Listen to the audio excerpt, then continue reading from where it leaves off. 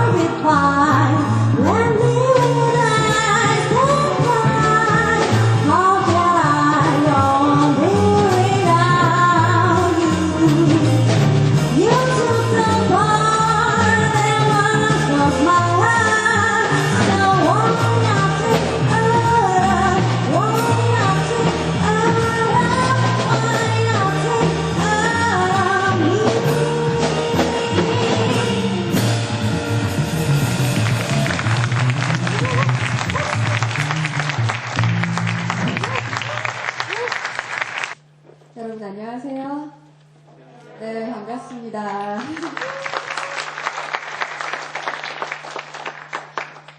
(24시간) 책방송 온북TV가 주관하고 또 맛있는 책 읽기 신세계 이북 서비스 오도독이 후원하는 온북 스페셜 오도독 북콘서트, 저는 진행을 맡은 북캐스터 이윤지입니다. 반갑습니다.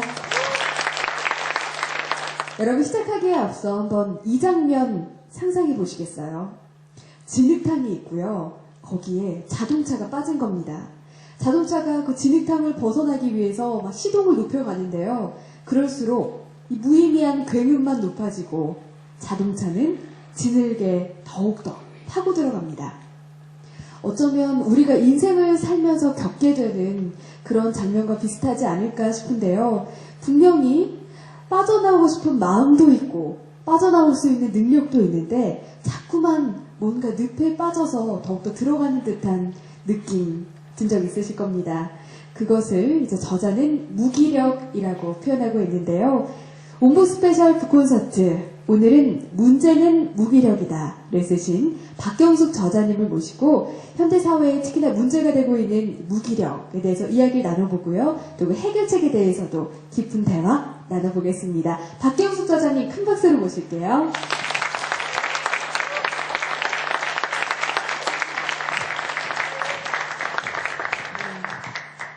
선생님 안녕하세요. 네, 드디어 안녕하세요. 예 무대에 이렇게 섰는데 한번 네.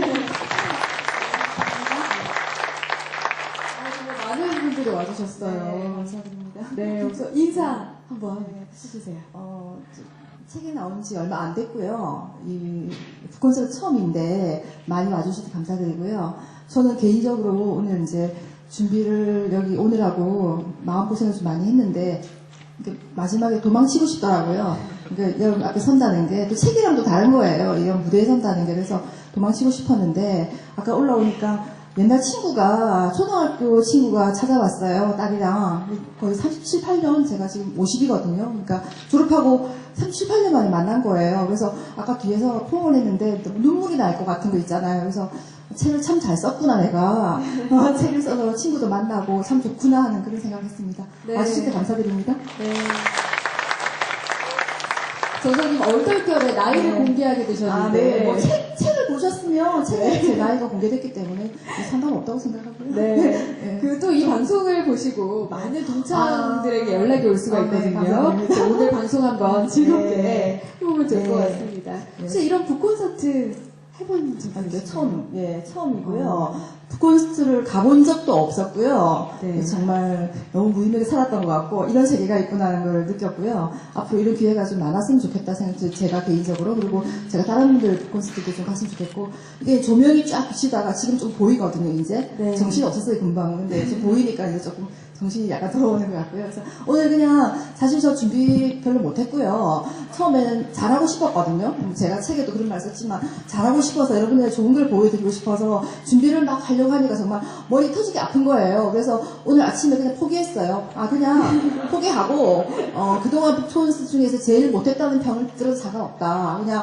저는 내가 이런 사람이구나 하는 걸 진솔하게 그냥 보여주자는 그런 마음으로 왔고 그러니까 사회자님께서 이제 아까 미팅을 하면서 또 그런 말씀 해주셔서 편하거든요. 그래서 네. 그냥 잘 못하고 뭐 말이 좀 주변 부언도 있고 뭐 말을 제가 또 말이 좀 빨라요. 지금 조금 빠르다고 느끼실지 모르겠는데 이게 안 고쳐져요. 25년을 학교에서 강의를 해도 어떤 때는 수업하다가 말이 빨라서 아이들 보면 이미 학생들을 포기하고 있는 거예요. 그래서 못 고치는데 오늘도 아까 좀 천천히 해달라는 요청을 받긴 했는데 천천히 하도록 노력을 할게요. 근데 뭐 잘 모르시면 뭐 책 보시면 되고요. 그냥 오늘 저 만난다고 생각하시고 편하게 같이 놀다가 가시면 좋겠다고 생각됩니다. 네, 지금까지 저자분들 중에 제일 말씀을 잘하고 계시거든요. 네, 우리 응원의 박수 한번 드리면 될까요? 네, 말이 되고 빠르다는 건 어찌 보면 주어진 시간에 더 많은 또 정보를 드릴 수 있다는 네. 걸로 해석을 하면서 네. 대화를 해보겠습니다. 네. 먼저, 문제는 무기력이다. 네. 라고 쓰셨는데, 네. 이렇게 무기력이라고 하면요. 네. 뭔가 그냥 의지가 없고, 이렇게 네. 몸이 축 늘어지는 것 같다는 생각까지는 드는데, 네. 무기력이라는 게 어떤 건가요? 책을 보신 분들은 아시겠지만 그냥 무기력이라는 단어는 힘이 없는 게 사전적 의미예요. 근데 제가 말하는 무기력은 그 사전적 의미가 아니라 기력이 없는 게 아니라 무기력이 아니라 의욕이 없는 무기력을 얘기하고 있고요. 단지 힘이 없는 정도에서 떠나서 내가 정말 해야 될 일을 해내지 못하는 그런 현상이 있잖아요. 그 모든 걸 총체적으로 이제 무기력이라고 하고 네. 학습 때 무기력이 또 있는데요. 책을 보신 분들은 아시겠지만 학습 때 무기력이라는 거는 어딘가로부터 학생이 됐다는 거예요. 누군가로부터 배웠다는 그렇게 만들어져 버렸다는 거죠. 그래서 내가 이걸 해야 되는데 할 수 없게끔 누군가 사회가 또 뭐 나의 양육 방식이 그런 게 나를 그렇게 만들어서 내가 해야 될 일을 할 수 있는데도 불구하고 하지 못하는 현상 그걸 총체적으로 다 학습 때 무기력이라고 하고 있고요. 저는 제가 37살에 좀 늦은 결혼을 했거든요. 결혼하고 난 뒤에 굉장히 우울했어요. 굉장히 우울하고 너무 힘들고 정말 그랬는데 무기력인지 몰랐고요. 정말 너무 우울하고 그래서 제가 책에도 얘기했지만 정말 자살하고 싶을 정도까지 그렇게 우울증을 알았는데 병원에 안 갔어요. 병원에 가서 약을 먹기 시작하면 이게 이제 그쵸. 영원히 그렇게 중독이 될것 될 같아요. 수도 네, 있고요. 그래서 네. 병원에 아까 버티면서 이제 뭐 할 줄 아는 게 책 보는 것뿐이라 책을 봤거든요. 그래서 책을 닥친대로 많이 읽었어요. 그래서 여러분들도 책을 좋아하시니까 여기 오셨을 건데 책은 책 한 권의 내용은 정말 그 저자의 인생에 녹아 있는 거라 책을 보면서 이제 많은 걸 저의 문제를 보게 됐죠. 그래서 보니까 그 학습된 무기력 마틴 셀리그만 교수가 얘기하는 학습된 무기력이 저의 증상이랑 똑같은 거예요. 정말 똑같은데 답이 없는 거예요. 이제 방법은 문제는 알겠는데 네. 답이 없어요. 그래서 그 답을 이제 찾자는 생각을 하게 됐고 저를 치유해야 되니까 그래서 그 결과물로 나온 게 이제 책이고 책으로 쓸 생각은 전혀 없었고요. 이제 보니까 주변에 무기력 하신 분들이 많은데 본인이 무기력인 걸 모르더라고요. 그냥 성격이 그렇다, 게으르다, 뭐 우울하다. 그러면 무기력이라는 네, 게요. 네. 우선 아까 앞서서 학습된 무기력에 대해서 말씀을 주셨는데요. 예를 들자면 네. 뭐 학창 시절 때 내가 공부를 열심히 하려고 했는데 칭찬을 절대 안 해주신다거나 부모님께서 뭐 아니면 좀 그런 사례들이 있을 것 같아요. 저도 지금 그렇게 됐던 이유 중에 하나가 제가 다른 분들 사례를 들기 좀 그렇고요. 제 얘기만 드리는 게 좋을 것 같은데 저의 경우는 이제 부모님께서 욕심이 많으셔서 제가 장녀였는데 항상 더 잘하라고 하셨거든요. 항상 더 잘하라. 칭찬을 별로 뭐 잘하는 것도 없지만 칭찬을 별로 받지 못했어요. 그러니까 이게 항상 저는 더 잘해야 된다는 그런 완벽주의가 저한테 있었던 거죠. 그래서 그 회복 탄력성이 강한 사람들 보면 어떤 누군가가 이 아이를 양육할 때 누군가가 한 사람이 강력한 사람이 뭐 이모든 할머니든 어머니든 뭐 친구든 누구든 한 사람이 강력하게 너는 잘한다는 걸 뒤에서 받쳐준 사람이 있고요. 이런 사람들은 어려움을 맞았을 때 잘 헤쳐나갈 수가 있는데 그렇게 없는 사람들은 이제 힘든 과정에서 많이들 좌절을 하죠. 그래서 평균적으로 3분의 2 정도는 무기력에 빠지게 되고요. 3분의 1 정도의 이제 평균적인 수치인데 그런 분들은 이제 거기서 잘 빠져나갈 수가 있는 거고 저의 경우도 그랬고 이제 그렇군요. 근데 이걸 반대로 해석해서 이야기를 해보자면 혹시 지금 자녀를 두신 분들도 많이 있으실 텐데 그러니까 저 같은 경우는 돌이켜보면 제가 뭐 잘하는지도 모르겠는데 잘한다 이렇게들 해주셔서 그러니까 회복 탄력성이라고 해야 되나요? 좀 넘어져도 뭐 나는 잘한다고 하니까 잘할 거야 뭐 이렇게 일어났던 것 같긴 해요. 그러면 자녀를 양육하는 분께서 혹시라도 우리 아이가 무기력해지지 않게 되기 위해서는 좀 칭찬을 많이 하면은 하나의 해결책이 될 수 있을까요? 네, 그게 자녀 양육이 굉장히 중요한 부분인데요. 제가 딸을 키우고 있고 편지를 짠데 썼지만 저도 저희 부모님부터 받았던 그 방법을 쓰고 있는 거예요. 잘하라는 거죠. 잘했다가 아니라, 그러니까 잘했다고 말씀을 들었다는 거고 저는 잘하라고 들었거든요. 그게 엄청난 차이인데 그 방법을 제가 50년이든 못 버리고 있는 거예요. 그래서 혹시 여러분들이 자녀를 키우실 때 정말 더 잘하라는 방법 쓰지 마시고요. 정말 끊임없는 지원. 너가 어떤 상황에 빠졌더라도 나는 너의 편이라는, 항상 뭐 교육학에서 하는 얘기인데, 그게 특히 무기력의 문제에서는 정말 중요하고, 아이들이 학습 무기력에 빠지는 이유가 애들이 제일 처음에 능력을 발휘하는 것이 공부잖아요. 그래서 그 학습에서 이제 무기력에 빠지게 되는 거죠. 그래서 칭찬을 받으려고 열심히 공부를 하는데, 어느 상황이 왔을 때 무기력이 빠지는 건가요? 우선 열심히 하잖아요. 그럼 칭찬을 그러니까 나는 지금 예를 들어서 뭐 해서 2등을 했는데 2등 되게 잘한 거잖아요. 그런데 부모님이 너 2등밖에 못했네 뭐 그렇게 얘기를 했을 때 이 아이는 이제 나는 최선을 다했는데 해도 안 되더라. 이게 이제 성인이 됐을 때 내가 기획안을 잘 만들었어요. 기획안을 만들어서 과장님한테 갖다 보여드렸는데 과장님께서 뭐 이게 잘못됐잖아 할 때 이게 어릴 때 기억이 이제 같이 회상이 되는 거죠. 나도 모르게 무의식에서 올라오는 거죠. 그래서 나는 해도 안 되나 보다 하니까 다음번에는 적당히 할 수 있는 어떤 그런 이제 마음이 생기고 이게 전부 다 무의식에서 발생하는 거지 내가 의식을 할 수 있는 건 아니거든요. 그러니까 나도 모르게 그렇게 능력을 발휘 못하는 이제 생길 수 있다는 거죠. 프로이드 이야기도 있습니다만 그러면은 이 방송을 보신 분께서 어렸을 때부터 잘한다 해서 강한 내면으로 탄생을 하면 좋겠지만 지금 우리는 이미 나이가 많이 들었단 말이에요. 다시 어린 시절로 갈 수가 없잖아요. 그러면 현대인의 무기력 가능성이 있기는 한 건가요? 문제는 무기력인데 우리가 어린 시절로 다시 갈 수가 없잖아요. 그럼 현대인이 이미 훌쩍 커버렸을 때는 어떻게? 그러니까 결국은 이제 마음의 문제로 돌아와야 되고요. 부모님은 이미 돌아가시고 안 계시고 계신다 하더라도 부모님은 그 스타일을 변하지 않으시거든요. 그러니까 이제 결국은 내가 나의 부모가 된다는 얘기가 또 있어요. 심리학에서 한 방법인데 내가 나의 부모가 되어서 토닥거려 주는 그 방법인데 뭐 그런 거 그런 생각하지 마시고 이제 그 책에서 얘기하고 있는 4가지 훈련법이 있는데요. 제가 그 훈련법을 썼던 이유는 저도 이제 동기 유발하는 책을 보면 한번 해볼까라고 생각이 들다가 또 지나고 나면 또 말을 무너지고 또 긍정 정서가 중요하다고 해서 긍정 정서를 위해서 막 노력을 하는데 또 안 되고 그래서 왜 그럴까 저의 문제를 보니까 이게 사람이 이제 또 제가 전공이 인지과학이다 보니까 사람 마음에 대해서 공부를 좀 많이 하다 보니까요 마음의 구성 요소가 많이 있는데 걔네들을 같이 한꺼번에 움직이지 않고 한두 개만 움직여서는 나머지 움직이지 않는 게 뒷발목을 잡는다는 거죠. 그래서 제가 책에서 인지, 정서, 행동, 동기 4개를 다 한꺼번에 같이 움직여라는 거고, 부모님은 안 계시지만 내가 지금부터 나의 증상을 먼저 알았다면 내가 항상 내 마음을 그 4가지를 다 컨트롤 해야 된다는 거죠. 그래서 그게 무기력의 문제만은 아니고요.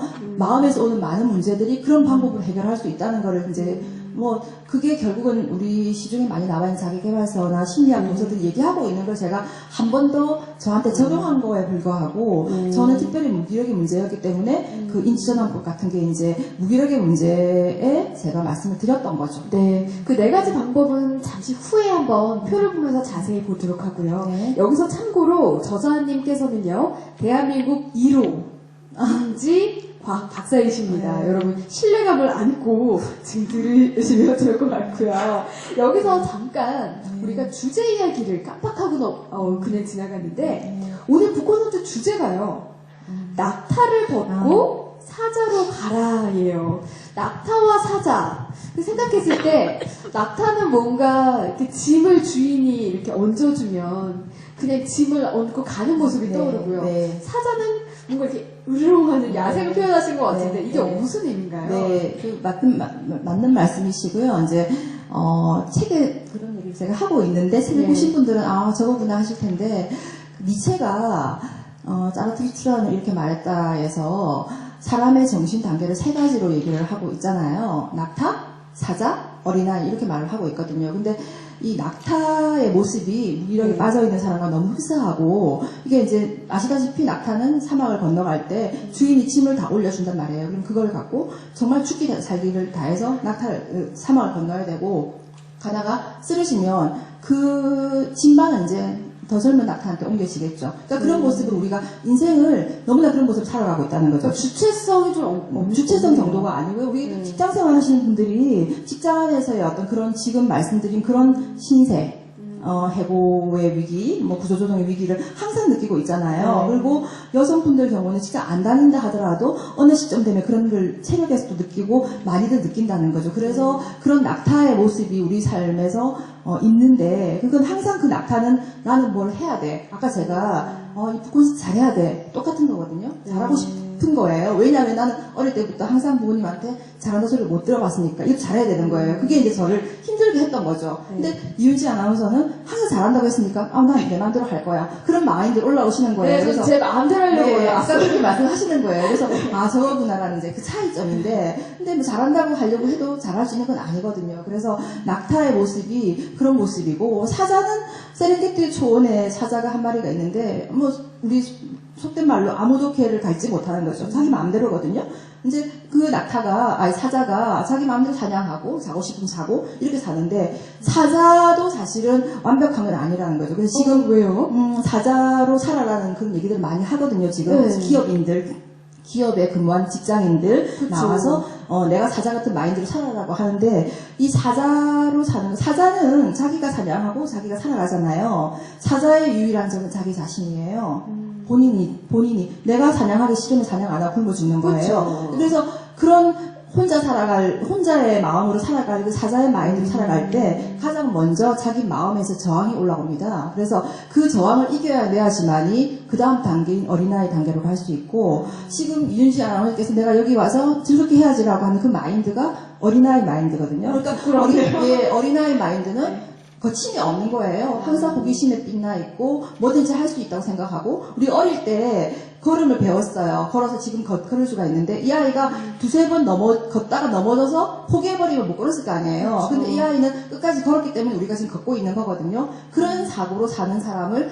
니체가 제일 높은 단계라고 얘기를 했어요. 그래서 제가 책에서는 이제 그런 얘기를 했는데, 우선은 무기력에서 나와야 되기 때문에 낙타에서 사자로 가자. 가라가 아니고 가자. 예, 그런 제목을 제가 정했습니다. 낙타하면 저는 생각나는 게, 우선 월요일이 다가올수록 또 월요일이네, 또 짐을 얹고 가야 돼 라는 마음이 들 텐데, 참 사자가 되면 우선은 거기서 주체성을 그렇죠. 갖게 되는 네. 거죠. 그러니까 회사를 다니더라도 사자의 마인드를 갖고 회사를 다니는 사람은 내가 나중에 여기를 그만두고 나가서 하겠다 계획이 다 설 수 있는 거죠. 네. 그렇지만 월급 주니까 그냥 다닌다. 이런 사람들은 다 하는 일이 이제 달라지겠죠. 네. 그래서 낙타에서 사자로 가라는 얘기는 굉장히 많이 하고 있는 얘기들이죠. 그 방법은 말씀드린 대로 이제 후에 나눠보기로 하고요. 한 가지 우선 질문을 네. 또 한 가지 드리면 무기력, 문제는 무기력이다 할 때 이 문제가 되는 무기력은 뭔가 하기 싫고 내가 오늘 이 북콘서트 예약을 했는데 7시 반인데 그냥 가기 싫은 거예요, 집에서. 뭐 이것도 일종의 어떻게 보면 네. 무기력이 될 수가 있을 것 같은데 네. 책을 보면서 깜짝 놀랐던 게 바쁘게 정신없이 막 일을 열심히 하는 네. 거예요. 하루 종일. 네. 근데 그것도 일종의 무기력이 될 수 네. 있다고 들었거든요. 네. 아니 열심히 하루 종일 일하는데 그게 왜 무기력이 그러니까 무기력이 네. 원래는 이제 그 강아지 개 있잖아요. 네. 개를 묶어놓고 전기 충격을 주잖아요. 근데 얘가 이제 도망을 못 간다는 걸 체험하고 나면 다음번에 풀어놨을 때 이 전기 충격을 이제 안 줘도 얘가 안 움직이는 현상. 거기서 학습된 무기력이 이제 심리학자들이 연구하기 시작했는데요. 그러니까 네. 말씀하신 대로 아무것도 하기 싫은 것도 무기력이에요. 근데 네. 사람은 살고자 하는 삶의 본능이 있거든요. 에로스 다 있거든요. 그 삶의 본능이 있기 때문에 내가 뭔가를 하려고 해요. 그래서 내가 직업이 제가 교수였어요. 그러니까 제가 10년을 무기력을 앓는 기간 동안에도 직장생활 잘했어요. 시간 잘 다니고 남들 보기에는 멀쩡해 보이거든요. 잘해요. 그렇지만 내가 제일 여기서 잠깐 교수님 테이프를 한 2배 정도 늘게 아, 하면 될것 같습니다. 네, 좀 빨랐네. 이야기 너무 수습하는 것 같아요. 네. 네, 빠른 건데 교수이셨던 그 시절 생각이 네, 빠른데 조금 네. 들으시니까 적응되시죠? 네, 지금 저희가 이제 1.5까지 따라갔습니다. 네, 조금 천천히 하도록 노력을 해보겠지만 장담은 못 드리고요. 그래서 그 무기력이 그러니까 제가 이렇게 저를 보면 말도 빠르고 에너지가 있어 보이고 하니까 처음에 무슨 무기력해라고 거짓말이라고. 그러니까요. 근데 정말 이 얘기가 정말 제 얘기거든요. 그러니까 겉으로만 보기만 그랬다는 거고 이제 아까 말씀하신 대로 힘이 없는 것도 무기력한 거지만 이걸 자기가 힘이 있는데 무기력해서 그걸 못하는 거예요. 그 아까 개가 이제 자기 힘이 있지만 못하잖아요. 근데 사람은 고등동물이라 자기가 살고자 하는 애육이기 때문에 근데 굉장한 능력이세요. 네. 발음이 정확히 들립니다. 네. 네, 다른 일을 하는 거예요. 그러니까 내가 수영 선수인데 마이클 조던 이야기를 하셨어요. 그 얘기도 있고 예. 수영 선수가 수영을 연습을 하다가 어느 한계에 도달했어요. 도저히 못하는데 못한다는 말은 못하는 거 안 하는 거예요. 할 수도 없고 자기도 본인도 할 수 있다 생각 본인도 하는 거예요. 그래서 대신에 수영을 하지 않고 골프에 빠진다든지 그러니까 보면은 굉장히 열심히 사는 사람들 그런 사람 중에 정작 본인은 알 거예요. 자기가 정말 자기가 해야 되는 일을 하지 못하고 다른 일을 하고 있는 경우가 그런 경우고 그때는 항상 본인의 감정을 알아요. 감정을 보면 알 수가 있는데 그래서 자기 감정을 자기가 체크하는 게 첫 번째 중요하지 않을까. 네, 맞습니다. 질문을 주신 게 제가 자꾸만 얘기가 빈다는 것 같아서 정확해요. 마치 우리가 시험 기간 때 당장 국어 공부 내일 해야 되는데 갑자기 책이 너무 재밌는 거죠. 네, 책을 그렇죠. 열심히 읽고 있는데 네. 마음은 왠지 기분이 나쁘고 불안하고 네. 이것도 일종의 무기력이라기보다 그럼 또 도피 뭐 이런 그런 부분인데 저도 이게 지금 이제 제가 쓴 책인데 물론 초보보다는 많이 줄었지만 어쨌든 제가 다 제 손을 가서 쓴 책 아니에요. 근데 이거를 북토스트 한다고 제가 한번 읽으려고 했거든요. 네. 한 번도 못 읽고 왔어요. 그러니까 제가 제 책인데도 한 번도 못 읽고 왔어요. 정말 못 읽었어요. 여기 작가님께서 제가 읽어야 될 부분을 정해달라고 하셨는데도 정말 못 읽는 거예요. 이 책을 쓰셨는데요. 네, 제가 썼는데도 한 번도 못 읽고 갔거든요. 이걸 도대체 어떻게 설명을 해야 될지. 그러니까 아직도 내가 이러고 사는구나. 아직도 내가 무기력하구나. 그러니까 이제 그런 생각을 했고 끊임없이 내가 마음을 갈고 닦지 않으면 항상 그 상태로 빠질 수가 있나 보고 그 사람의 마음이라는 게 질의 문제가 아니거든요. 양의 문제거든요. 누구나 그런 다 인자를 갖고 있고 이게 이제 게이지가 올라갔다 내려갔다 하는 거죠. 그래서 좋아졌다가 나빠졌다가 이게 이제 반복하는 거고 그래서 자기 마음을 자기가 우리가 잘 살려면 제가 뭐 마지막에 말씀드리려고 했던 부분 중에 하나였는데 너무나 지금 사고들이 많이 일어나고 많은 사람들이 자살을 하고 또 기사 이야기도 하셨어요. 너무나 많은 분들이 뭐 경찰 공무원 시험 몇 번 공무원 시험 몇 번 떨어졌다고 죽고, 네. 경찰관이 승진 못했다고 자살했고, 지금 어제 그제 난 뉴스들이에요. 11살짜리인가 걔가 엄마한테 야단 맞고 그냥 떨어져 죽고, 이런 어떤 그런 일들이 너무 많은데, 제가 여러분이 인생 살다가 그런 일을 만나지 않는다는 보장이 없거든요. 잘 살아왔지만, 지금 잘 나가고 있지만, 또 잘 살아야 되겠지만, 그러니까 저도 제가 이렇게 무기력에 빠질 거라는 걸 저는 몰랐었는데, 그래서 그런 인생에서 제가 복병이라는 표현을 쓰고 있습니다. 나는 만날 의사가 없었는데 숨어 있다가 나를 친 거죠, 걔네가. 그래서 그렇게 인생의 복병이 나를 쳤을 때 결국은 견딜 수 있는 건 자기밖에 없다는 거죠. 본인의 마음을 잘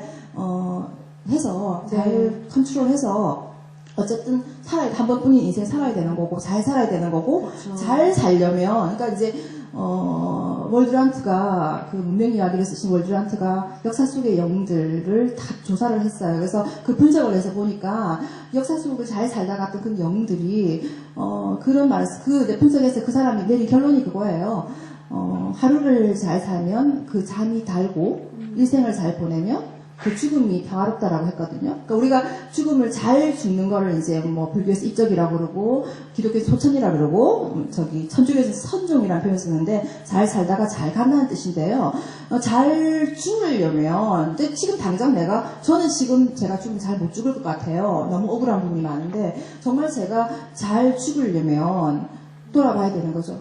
내가 잘 살아야지만 잘 죽을 수 있는 거 아니에요. 그죠? 그러니까 잘 사는 거는 결국은 그날 하루하루를 정말 잘 살아야 되는 게 아닌가, 그런 생각을 책을 쓰면서 계속 했고요. 네. 그래서 저도 이제 이 책을 처음에는 도와드리기 위해서 썼는데, 쓰다 보니까 결국 책이 저를 도와주더라고요. 그래서 많은 도움을 제가 받았죠. 근데 네. 또 이거를 다시 읽으려니까 안 읽어지는 거예요. 오늘 여기 오려고. 그래서 그럴 때는 이 방송을 또 보시면 될 것 같습니다. 네. 네. 그리고 또 이런, 아까 말씀하신 것처럼 언제 어떤 일이 있을지 모르니까 네. 미리 책을 보면서 네. 또는 무기력을 어떻게 이겨낼 수 있는지 미리 학습이 돼 있으면 네. 그런 문제가 왔을 그렇죠. 때 네. 해결할 때 도움이 될 것 네. 같은데요. 아마 저희 대화 들으면서 이거 내 이야기다 라고 공감하신 분들도 있을 것 같아요. 자, 오늘 또 교수님을 응원하기 위해서 또 교수님을 가르친 교수님께서 이렇게 자리를 해주셨다고 해서 모시려고 합니다. 자, 연세대학교 전자공학과 교수님으로 계신 박민용 교수님 모시고 잠시 이야기 나누겠습니다. 박수 부탁드릴게요.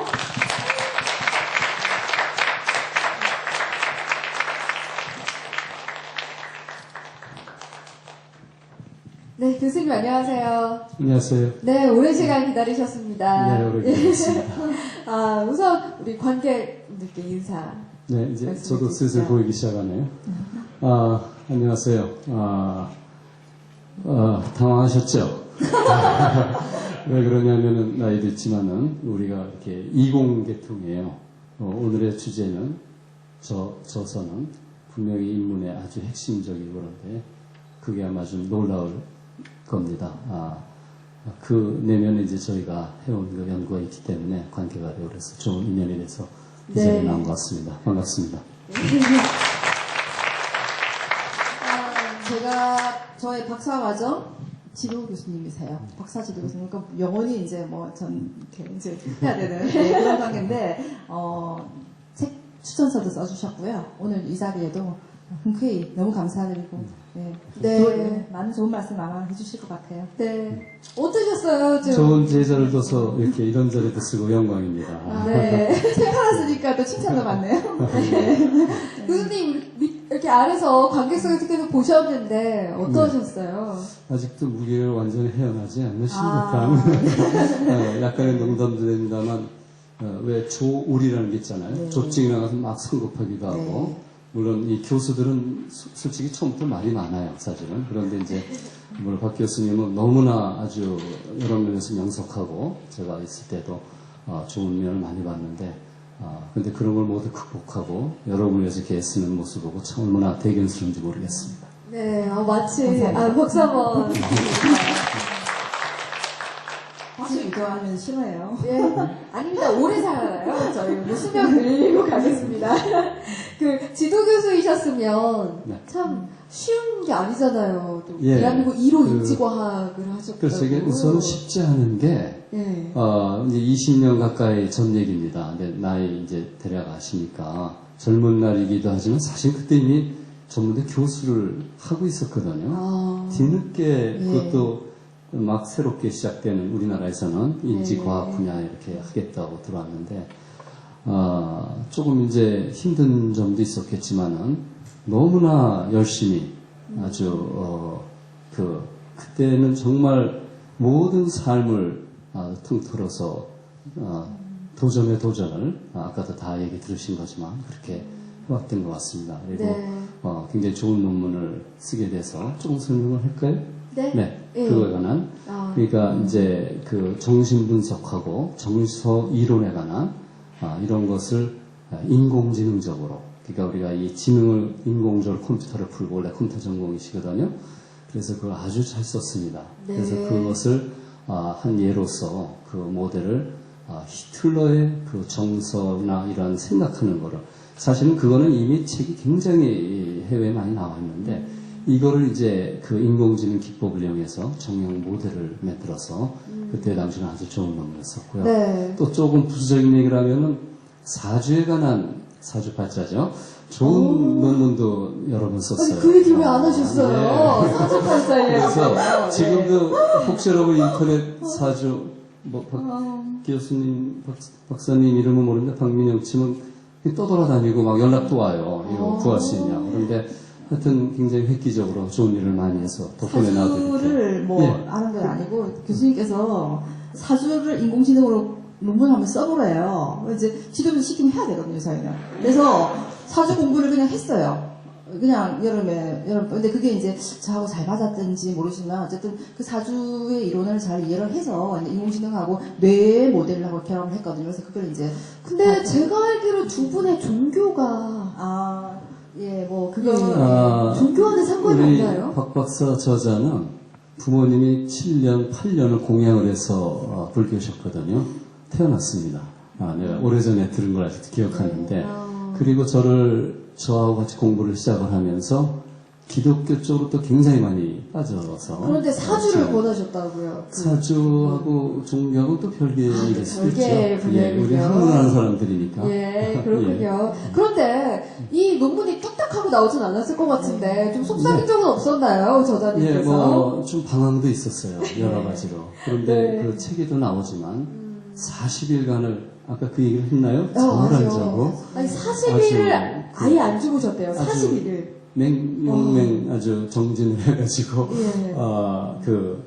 굉장히 훌륭한 책을. 그래서 제가 논문을 쓴 근데 거죠. 40일 동안 솔직히 이렇게 깜빡 조는 적은 있었죠. 그러니까 그렇게 말씀하면 좀 애매한 게, 그러니까 네. 이제 그거였어요. 저는 사주를 아까 논문도 좀 썼다 했잖아요. 근데 사주를 갖고 졸업을 하게 되면 영원히 사주생이 될 것 같은 거예요. 종교랑 무관하게. 그래서 싫은 거예요. 그리고 제가 인지과학을 원래 인공지능을 전공하다가 인지과학을 새로 박사과정을 2번 다녔거든요. 박사가 새로 들어왔는데 그러면 뭔가 인지과학적인 논문을 써야 되기 때문에 네. 이제 갈등을 했던 거죠. 그래서 원래 베이스는 컴퓨터고 지도 교수님께서 전자공학과 계셨고 여기는 이제 그런 상황에서 인지과학이라는 건 통합적인 학문이에요. 뇌도 들어가야 되고 마음도 들어가야 되고 뭐 다 들어가야 되니까 이거 통합적인 논문을 써야 되니까 이제 한 1년 반 정도 소논문 하나도 없었거든요. 그래서 보통 경우 논문, 박사 논문이라는 건 소논문이 나와서 결합해서 나오는 건데 저는 소논문이 하나도 없는 상태에서 졸업 논문을 만들어야 되는 거예요. 근데 이제 근데 그 남은 기한이 네, 그게 이제 교수님한테 제가 어느 날 8월 8일로 기억하는데 갑사에서 뵙고 교수님한테 테마를 말씀드리니까 그걸 하래요. 그래서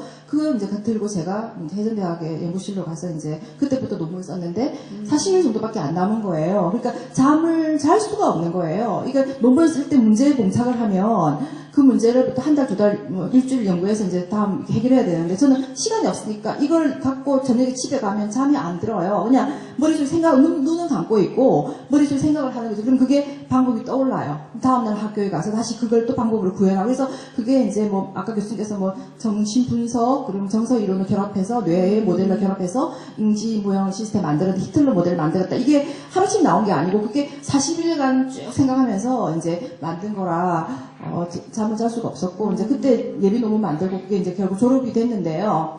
그 뒤에 무기력은 그 뒤에 왔죠. 그래서 무기력한 기간 동안에는 제가 썼던 그 논문을 봐도 제가 써놓고도 이해가 안 되는 거예요.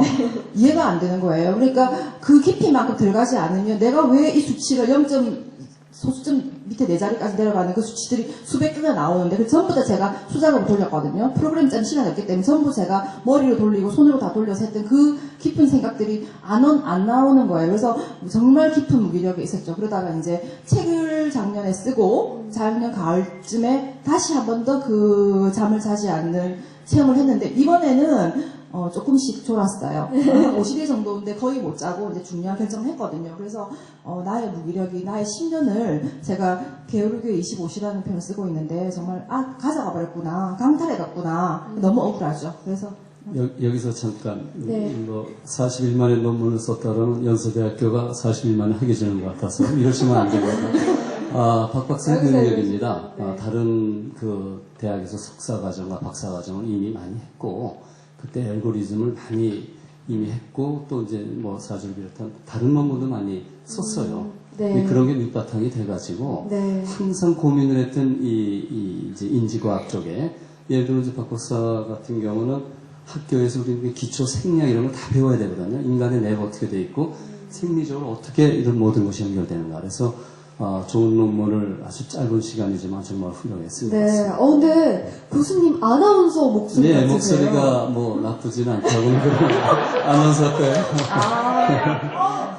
정말 근데 목소리가 충분히 하시죠. 저는 이쯤에서 그 낭독을 한번 듣고 갈까 하는데요. 예, 그러면 제가 갑자기 긴장이 되네요. 목소리가 정말 좋으셔서 제가 먼저 낭독을 하고 이어서 교수님의 예, 그 낭독, 좋습니다. 예, 저희가 책의 부분을 낭독하고 대화 이어가겠습니다. 하늘을 나는 새 중 가장 오래 나는 새는 70년 정도를 사는 맹금류다. 태어난 지 40년 즈음 된 독수리는 길어진 부리와 무거워진 날개를 두고 고통스러운 선택을 해야 한다. 그대로 죽든가 7개월여간의 고통스러운 갱생 과정을 견뎌야 한다. 바위를 쪼아 길어진 부리를 깨뜨리고 깨지고 터져 피투성이가 된 부리로 며칠간 아무것도 먹지 못하는 고통을 겪는다. 그러고 나서야 비로소 도단한 새 부리로 무뎌진 발톱을 뽑고 새 발톱으로 무거워진 날개를 뽑는다. 더 오래 살기 위해 자발적으로 선택한 재탄생을 위한 무기력이지만 독수리는 이 재탄생의 시간 동안 자신의 삶에서 가장 무기력한 상태에 처한다. 그동안 자신의 먹이에 불과하던 들쥐에게조차 공격을 당한다. 모든 성장에는 무기력한 순간이 동반된다. 이런 무기력은 변화를 하고자 할 때 맞이하는 중립지대에서 느끼는 것과 비슷하다. 이럴 때는 삶의 목적과 의미를 붙들지 않으면 견뎌내기 힘들다. 독수리가 치욕을 선택한 것은 수명을 연장하겠다는 확고한 목적 때문이다.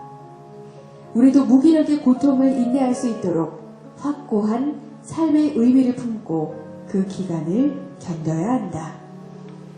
빅터 프랭크는 그 가혹한 아우슈비츠에서의 3년을 어떻게 버텼나 그의 증언을 들어보자. 기차 문이 열리고 포로들에게 거칠고 상스러운 말로 플랫폼으로 나오라는 명령이 떨어졌다. 훌륭한 제복의 독일 친위대원이 포로들을 힐끗 보고는 손가락으로 왼쪽, 너는 오른쪽 이렇게 가라고 아무렇게나 지정했다. 빅터 프랭클린의 차례가 되자 친위대원은 그를 한참 쳐다보더니 어깨에 손을 얹고 아주 천천히 그를 오른쪽으로 돌려놨다. 그날 저녁 프랭클은 선배 포로에게 왼쪽으로 보내진 대부분의 친구들은 어디로 갔습니까? 라고 물어보니 그는 불꽃이 튀어오르고 시꺼먼 연기를 내뿜는 녹달한 굴뚝을 가리켰다. 그렇게 프랭클의 동료 중 90%인 1300여 명이 오전 반나절에 전부 처형됐다. 나머지 포로들은 소지품, 의복, 보석, 공책 등을 모두 압수당했다. 프랭크는 아내가 옷깃에 숨겨둔 귀중한 원고 뭉치를 갖고 있어서 평생 동안 연구한 물론 젊은 날이었습니다만 그것만은 꼭 지키고 싶었다. 그래서 프랭클은 몰래 훔친 종이 조각에 속기로 원고를 쭉 써나가기 시작했다. 3년간. 이윽고 연합군이 포로들을 해방시킨 이듬해인 1946년 이 중위조각 원고들이 20세기에 가장 큰 반향을 몰고 온 책 중에 하나인 죽음의 수용소에서로 탄생하게 됩니다. 이상. 저는 책에 깃발나무라는 게 있습니다. 뒷부분에 나오는 거고요. 나무가 수목 한계선을 넘어서 살 수가 없거든요. 고도가 너무 높은 데는 공기도 없고 기압 때문에 살 수 없는데 그 차가운 곳에 사는 식물이 깃발나무라는 게 있다고 합니다. 그래서 그 얘기를 책에 제가 작가한테 그걸 한번 들어보시고 혹시 뭐 도움이 되실지 모르겠습니다. 경상도 사투리라 이해하시고 앞에 두 분하고 너무 다르니까 이해하시고 들으시기 바랍니다. 급격한 환경 변화로 나무가 살 수 없는 지점을 수목 한계선이라고 부른다. 고도 3,000에서 3,500m쯤 되는 이 수목 한계선에서 자생하는 나무가 있다. 바로 깃발나무이다. 매서운 바람 때문에 곧게 자라지 못하고 가지와 잎이 휘날리는 깃발처럼 생겼다. 무릎을 꿇고 있는 듯한 모습은 마치 조물주와 자연에 순응하는 듯 보인다. 깃발나무가 받아들여야 할 운명은 능력이 있어도 속수무책 무기력해진 사람이 느끼는 절망과 비슷하지 않을까. 그런데 세계 최고의 바이올린은 로키 산맥의 수목 한계선에서 비바람을 견디며 자라난 나무로 만들어진다고 한다. 가혹한 환경을 버텨낸 나무가 천상의 공명음을 만들어내기 때문이다.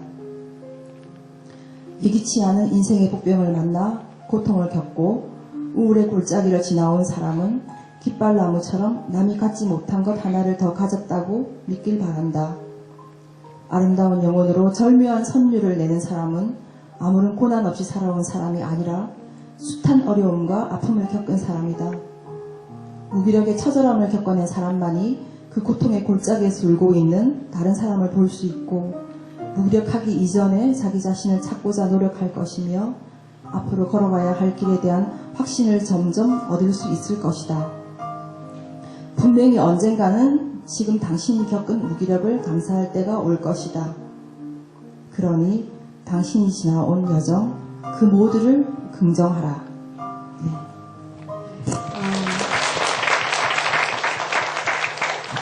네, 정말 인생을 돌아보게 됩니다. 북콘서트 좋으네요. 네. 여러분들 어떠실지 모르겠는데 저는 잘 놀다가 갑니다. 네. 교수님도 아주 좋았습니다. 좋으셨나요? 네, 네. 감사합니다. 저희만 좋았나요? 네. 고맙습니다. 많은 정리를 해야 할 것 같아요. 24시간 책방송 옴북TV와 또 신세계 이북 서비스 오도독이 함께한 옴북 스페셜 오도독 북콘서트. 여러분, 와인, 포도주 좋아하시나요? 네. 포도주하면 어느 나라가 가장 대표적이죠? 프랑스이죠. 자, 프랑스에서 포도주를 만들 때 포도나무를 심는데요. 기름지고 아주 윤기가 나는 땅에 심는 게 좋은 포도주가 나올까요? 척박한 땅에 심어야 좋은 포도주가 나올까요? 그죠? 왠지 느낌이 오시죠? 척박한 땅에 심는 게 더 품질이 좋다고 합니다. 그 이유는요, 물론 기름진 땅에 포도나무를 심으면 금방금방 쑥쑥쑥 자라서 포도가 나오는데요. 대신 쉽게 자라서 뿌리가 깊지가 않다고 합니다. 하지만 척박한 땅에 포도나무를 심으면 살아남기 위해서 이 척박한 땅에서 정말 뿌리가 깊이 자리 잡아서 포도의 품질이 오히려 더 좋다고 합니다. 왜 내 친구들은 기름진 환경에서 정말 잘만 살고 있는데 나만 이렇게 척박한 곳에 놓여진 걸까? 나는 왜 이렇게 잘하고 싶은 마음이 드는데 정말 진흙탕에 빠진 타이어처럼 올라가고 싶은 마음은 있는데 왜 이 북콘서트를 듣고 집에 갔는데 난 또 다시 계획을 세우기만 하고 하지 않는 것일까? 이런 왜 나는 척박한 땅에 있을까라고 생각하실 수도 있는 것 같은데요. 아무쪼록 오늘 이 북콘서트를 통해서 여러분 정말 품질 좋은 맛있는 그런 포도주로 탄생할 수 있는 그런 계기가 되었기를 바랍니다. 함께해 주신